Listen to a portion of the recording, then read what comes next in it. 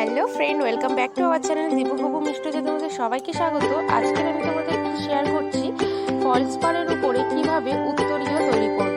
আমি প্রথমে একটা ডিজাইন কেটে নিয়েছি, তার উপরে এমন সুন্দর করে একটি পাড়ের উপরে আমি ডিজাইনটা পেন্সিল দিয়ে প্রথমে ড্র করে নিচ্ছি। তোমরা পারলে এমনিও করতে পারো, তবে একই লেভেলের করার জন্য এরকম ভাবে আমি ড্র করে নিচ্ছি। তোমাদের পছন্দ অনুযায়ী কালার কম্বিনেশন দেবে। আমি হলুদের মধ্যে লাল দেবো, তো এই কারণে দেখছো আমার ড্র করা কমপ্লিট হয়ে গেছে। এবং আমি এখানে নিয়েছি মিডিয়াম 1 এবং